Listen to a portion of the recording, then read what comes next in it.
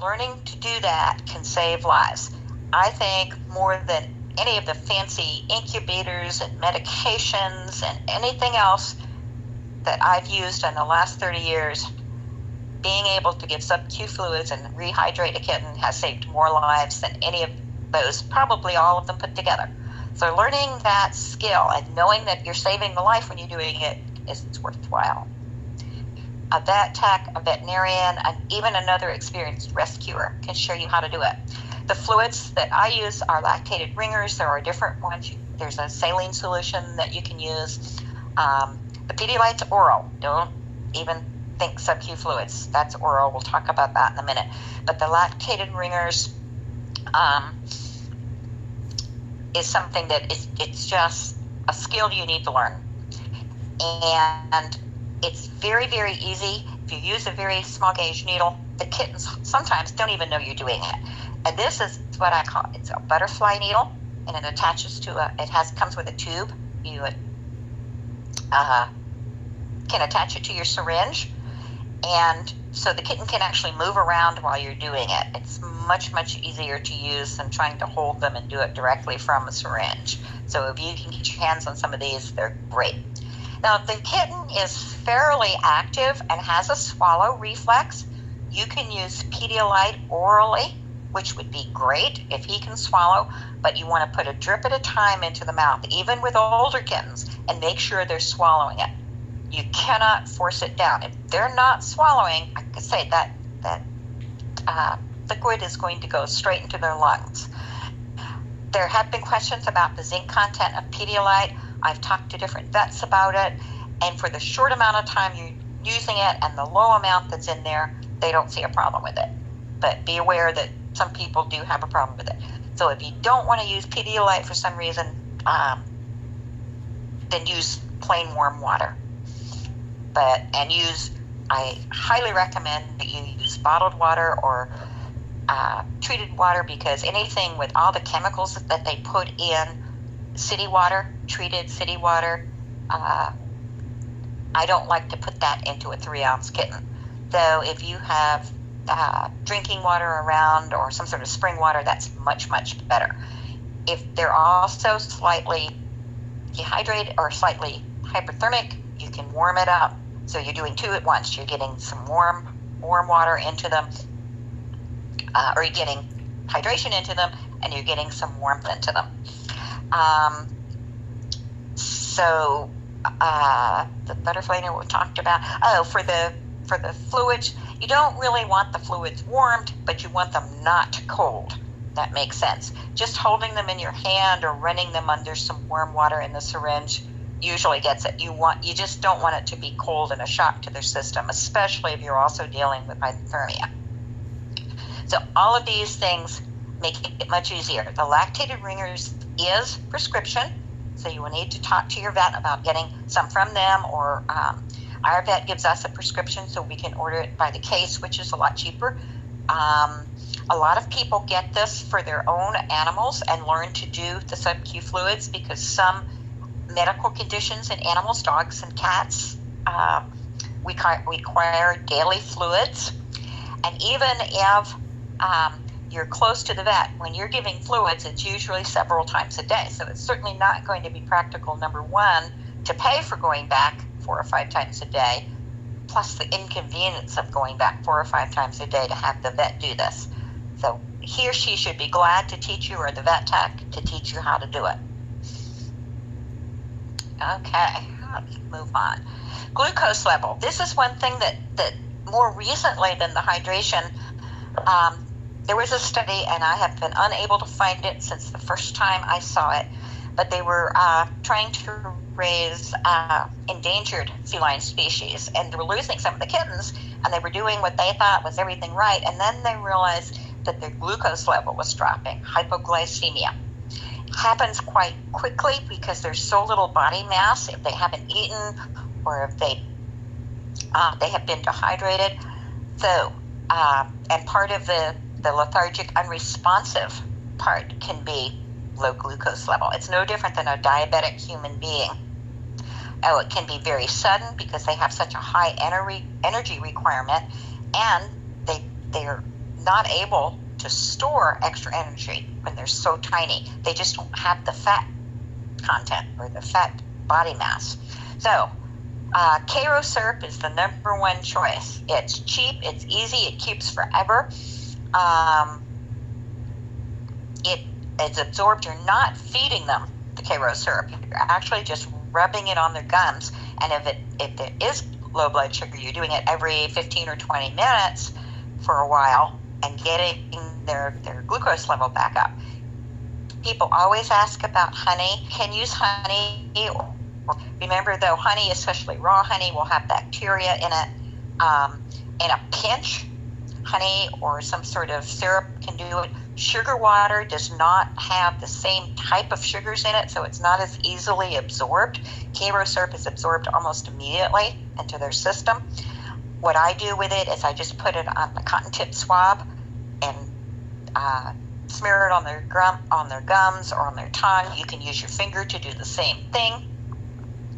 If you're using honey or syrup, the same way. Again, sugar water, I guess in an absolute pinch you could use it, but it's not going to be as quick or as effective as Karo syrup.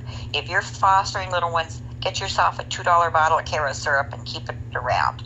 I pour mine into small little plastic bottles so I can get to it very quickly. This hypoglycemia will sometimes happen with older kittens. If you've had even a reasonably healthy older kitten that's eating, active, and all of a sudden he's like lethargic and unresponsive, it quite possibly could be hypoglycemia. So the first thing I do in those cases, because up to that point, if you've had them for a while, you know they're hydrated, you know they've been eating, and so on. It could be hypoglycemia. So just be aware that it's very easy to treat. It can be caused by lack of nutrition or poor quality nutrition, not being able to absorb it. If they need mom's milk and they've been trying to eat something else because mom's not around. Intestinal parasites can do the same thing. A high worm load particularly can cause that. In older kittens, that's sometimes the case. So buy yourself some Karo syrup. It's worth its weight in gold. Bathing. Okay. People get really iffy sometimes about bathing very tiny kittens. And quite honestly, if they don't need it, great. I don't recommend it. But sometimes you're not going to have a choice. And it is absolutely safe if done correctly on a reasonably healthy kitten. You can do a full bath, meaning cleaning the whole body. In some cases, what is needed is because the dirty part is the butt, because they have diarrhea or because they can't clean themselves. Mom's been gone and they've been going to the bathroom but not cleaning or able to clean themselves. They can be pretty messy back there. A butt bath simply means you just clean their rear end. If you have a long-haired kitten, I highly recommend that you trim the fur. It will grow back just fine, and it will be so much easier for the kitten and so much healthier for the kitten to be able to keep it clean. Okay, it is safe if it's done correctly. It is necessary, some cases, diarrhea, a really bad load of fleas where you can't pick them all off. And again, it's a judgment call. Sometimes the kittens are so weak and anemic, but the only way to get those fleas off is a bath. In that case, what I usually do is just a bucket or a bowl, whatever you have handy, of warm water, and you put the kitten in it very carefully, and you work like the dickens to keep them warm. You have a heater nearby. You have a warm towel to wrap them in. You dry them very quickly. You do not want them to get either dehydrated or cold. But again, it's a judgment call, and you have to do it. Or if they smell like chemicals, mom sometimes doesn't choose the best place. If it's a garage or some sort of manufacturing plant, I've had them come in covered with oil, smelling like yard chemicals, that kind of thing. You need to get that off their fur, or else they're going to absorb it into their system, and it's not good for them. And sometimes very bad for them. I always like to tell the story of the one I got. Looked like, been covered in panko. I mean, literally looked like he had dough on him. And the kids that found him, he was actually in pretty good shape, but he just looked like this tempura kitten. Um, and when I finally got back, was able to get back to them, and they said, well, it was the older lady down the road that found them. And then a few months later, I was talking to some people at the folk school and doing a class out in that direction, and I found out that it's an old folklore or folk remedy to feed them pancake batter, and that's what she'd done. She tried to feed this kitten pancake batter. So, and he was covered in it. And very easy to wash off and not toxic, thank goodness, but it was just really weird. Okay, you want to use a mild soap or a veterinary shampoo for cats and kittens. And the reason I have this underlined is you cannot safely use some dog shampoos. Tea tree oil is toxic to cats. It's great for dogs and humans, but it is toxic to cats. You do not ever want to see a cat or kitten that's ingested or had tea tree oil used on them. It's horrible. You want to make sure that the shampoo is safe for cats and kittens. People use Dawn soap, and that's great. Some people have a problem with it, so I always recommend alternatives, veterinary shampoo, or just a simple non-chemical shampoo that you can buy at the health food store, which is what I get now. But just make sure it's safe for cats and kittens. Okay, you want to make sure they're dry well. The big deal with bathing is keeping them warm as constantly as possible, because believe it or not, they can dehydrate, which sort of doesn't make sense to some people, because look, you're using water. But drying is evaporation, and as they evaporate, they're going to lose not just the water you put on them, but possibly moisture from their skin. So you want to make sure that you keep them as warm as possible. Have your nest all set up, warm, ready to go, so that once they're bathed and dried, they go right into that warm nest. I use a lot of paper towels because I find I have a very small heater that I sit on the counter where I'm washing them, so the area is warm. You can warm up your towels in the dryer. You can use a hair dryer to dry them, but one of my best investments was one of these little, this isn't a stand, this part comes out just like a hair dryer, but this is actually an actual pet dryer. It never gets too hot. If you're using a hair dryer, you need to keep your hand between the dryer, the air, and the kitten. It gets far too hot to blow on the kitten constantly. Think in terms of, it would burn your scalp if you were doing it on your scalp. It will do the same thing to a kitten. So in red, it's one of those non-gray areas. That's a black and white area. Keeping them warm during and after. During and after. You can use cat wipes on them. I don't like to use, if you can find those without chemicals, I don't like to use it on the tiny kittens. On the older kittens, you're probably okay. One of your best friends when you're doing this, and I should have a picture of this, in fact I'll add one next time, is one of those very fine-toothed flea combs.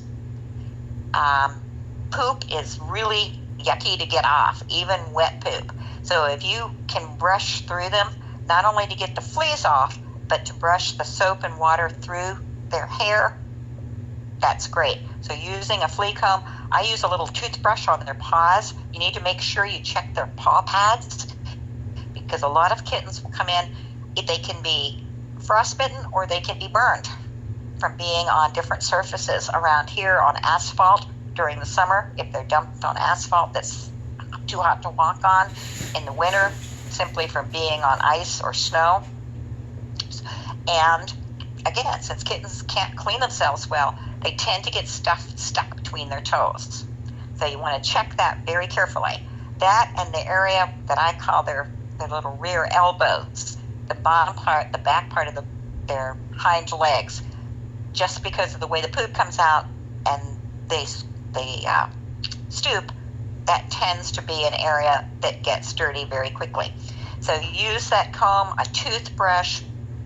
You can use a regular human comb, but the flea comb works much better. Plus, if they have fleas, obviously you're working with the flea comb to get the fleas off.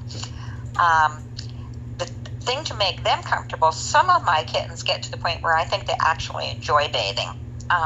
You need to support them properly. Don't make them feel like they're going to fall. Support them properly. Avoid their eyes and ears. If you do happen to get it in their ears or their eyes, just have some paper towels or a washcloth close by to dry it off. I use a white washcloth and I use a white towel.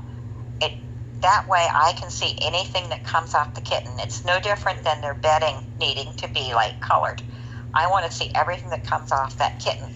And that means if it's an orangey color or it's red because there's so much flea dirt on them, even if I don't see fleas, if that happens, then I know there's got to be fleas there or there were fleas at some time. And anemia, again, can be deadly to these kittens. If you do need to clean their eyes and ears, the ears, you just use a Q-tip or a cotton swab just on the outside. You don't want to go way in. And their eyes, there are eye pads, or you can simply use non-medicated human eye drops, just like Refresh Tears or something like that. You don't want any medications in them, just plain lubricating eye drops. And you want to monitor their hydration afterwards. As I said, drying is evaporation. So no matter how quickly you get them dry, they're still evaporating water. So I usually, if it's tiny bottle babies, I'll feed them a little bit. I'll do it between, like at a feeding time, but I'll feed them a little bit and get them comfortable. Then I'll give them their bath. Then I'll feed them a little bit more afterwards. And that way I'm keeping liquid going into them. If they need to have some sub-Q fluids, fine. But just monitor their hydration while you're doing this. Some people like to use the spigot. Others, I find that kittens tend to be a little more comfortable if you just have a big bucket of warm water or a big bowl of warm water in your sink and sort of let them sit in it and swim around in it. If they panic and start kicking and screaming, so to speak, take them out and just be gentle with them and just gently put them back in. Again, support them so they don't think they're going to slide or slip in, and stay away from their nose, and particularly their nose, because they're not going to know to hold their breath, and they're going to get water. They're going to ingest water if you get it on their nose. The ears and the face, I use a damp washcloth to get it off, and again, the flea comb. Sometimes you have to do a little bit, work a little harder around the face, especially with fleas. Also, a really good tip, if they've got fleas out the gazoo, before you get them wet, start at the neck. Get that neck wet and get a ring of soap right around the neck, because the fleas are going to head towards their face for some reason. Usually that's what happens with me anyway. So if I get that neck done, then they can't get any further than that neck without going through the soap. So, and I can get them off.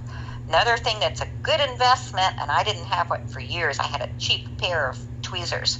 When I finally got a really good pair of tweezers, because you're going to have to pick, if they've got fleas, even rinsing, even if the fleas are dead, they're not all going to rinse off.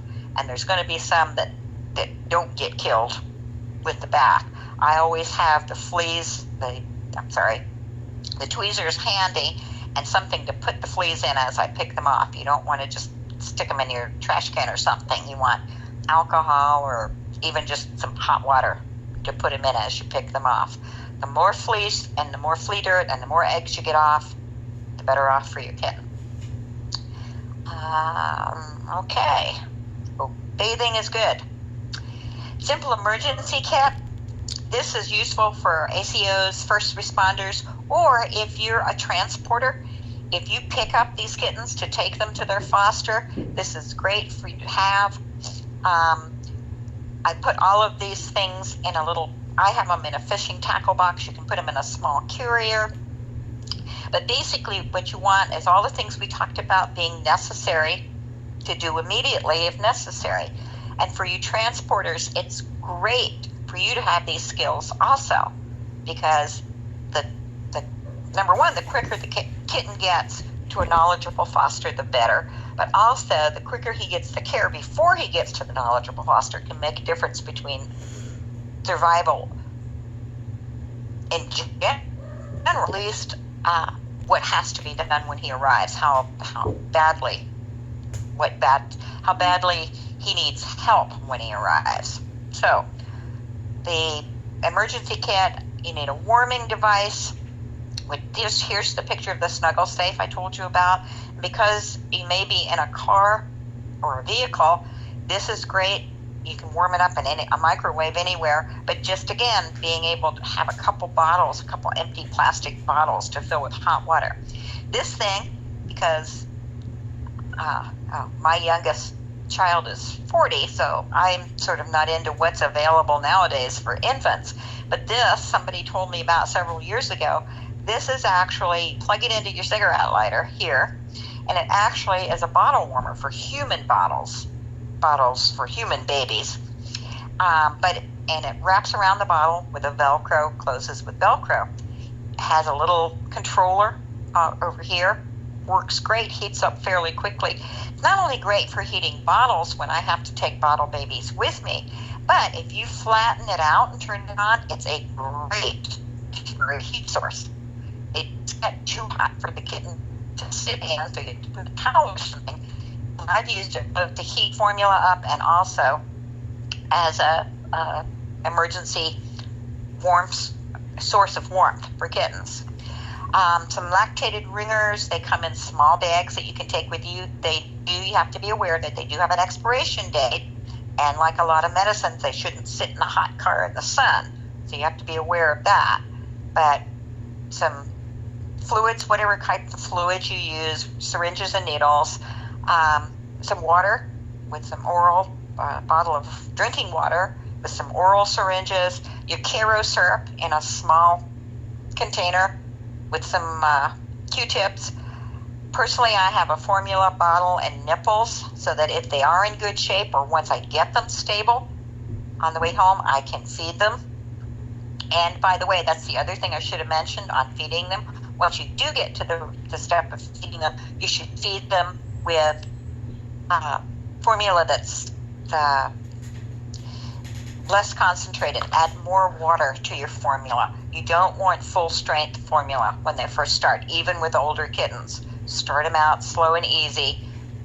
Sometimes, and most formulas are mixed 2-to-1. I will mix it 4-to-1 for the first 2 or 3 feedings, and then 3-to-1 for a couple feedings, and then go to the 2-to-1. And it just gets their system used to it, gives them plenty of liquids, and starts getting the nutrition into them. You can also use Pedialyte, mixing the formula for the first couple days, or if they're anemic and they need some electrolytes and some help there, you can actually mix your formula instead of with regular water with Pedialyte. And I want to stress again that I recommend you not use highly chemicalized, if that's such a word, city water, that you use some sort of spring or drinking water. I use toilet paper to potty them, so I always keep some toilet paper and paper towels. If you're worried about ringworm, if you're very sensitive to that, or chemicals, or just in general concerned, disposable gloves are the way to go. Take a bunch with you. I always do keep some canned food and a little bit of dry food also. It's amazing how many times, even with veterinarians, that the kitten's age is misjudged. You can't go by their size and weight. I've had 8-week-old kittens that weigh like 6 ounces, and they're not going to be interested in the bottle. They want food. And probably about 15 or 20% of the time when people call me upset because we just found this kitten, he won't take the bottle, and what are we going to do? He's acting like he's hungry, he's chewing on it. Well, he's chewing on it because he's got all his teeth, and he's not interested in the bottle because he wants food. And most of the time, you offer a little warmed up food. Baby food is great if you have it, but obviously a lot of people don't. So even kitten food, warmed up, they go at it. So keeping that on hand for the cases that it's needed. You can mix some water with it if they need a little extra hydration. But keeping that as part of your kit, I think, is important.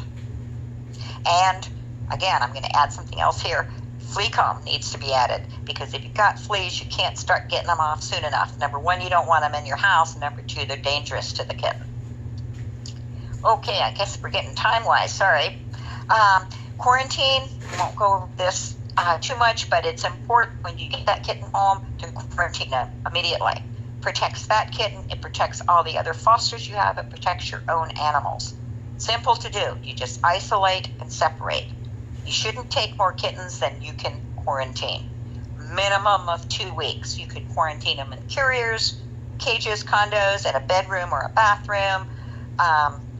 Minimum of 10 to 14 days, longer if necessary. You have no idea what these kittens are bringing in. It could be as bad as panleuk, could be as simple as ringworm. But you don't want your other kittens to get it or your other animals to get it.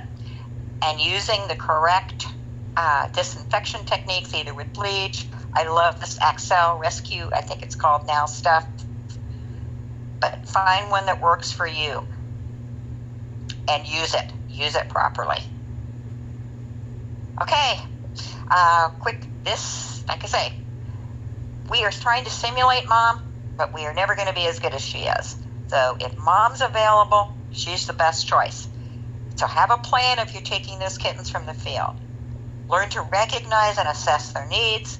Learn to address those needs. Make sure you stabilize, warm and hydrated before feeding. Make sure you isolate and quarantine when you get home. Weigh the kittens daily. Oh my goodness, I don't have that in red. Okay, I'm going to change that.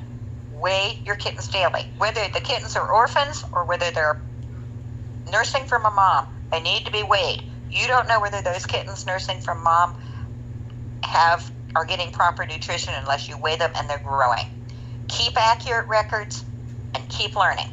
You guys are making a difference. We're saving more kittens every single year. So keep it up. And all of these guys were saved because somebody cared. One person cared. Okay, I know we ran over a little bit. I apologize, but I'm glad to answer any questions.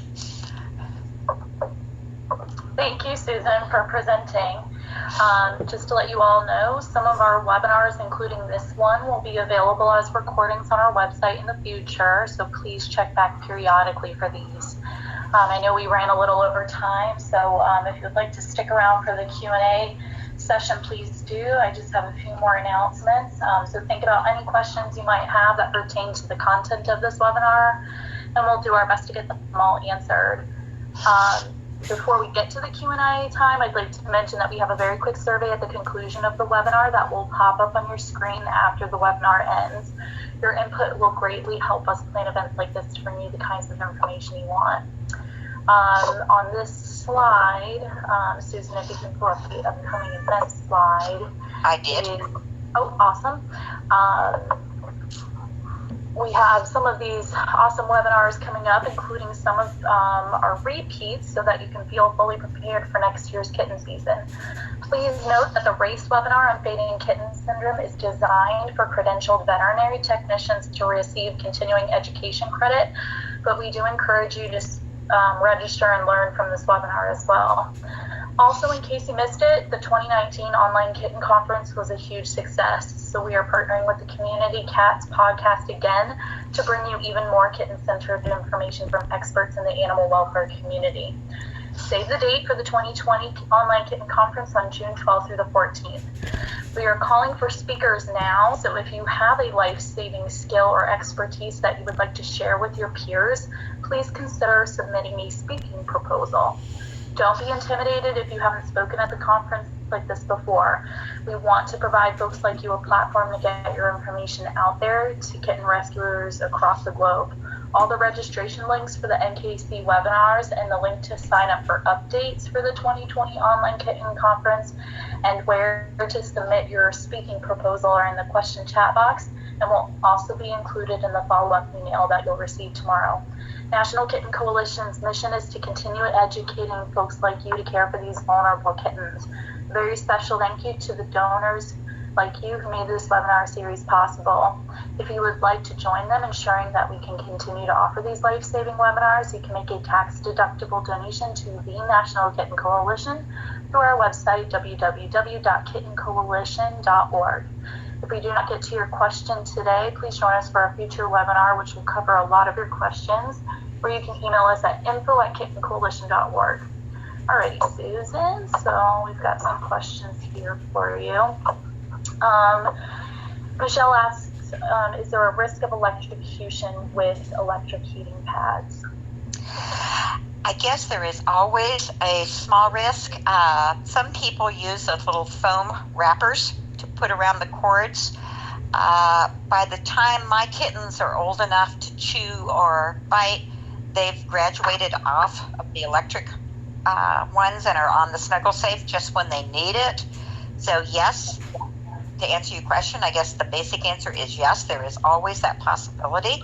So if you are using it on older kittens that have teeth, I highly recommend that you, especially ones that tend to be chewers, and not all are, but a few are, I would either wrap it with a towel and rubber band it so they can't get to the cord part of it, or you, again, there's those foam sleeves like you put over to organize cords or to keep pipes from freezing.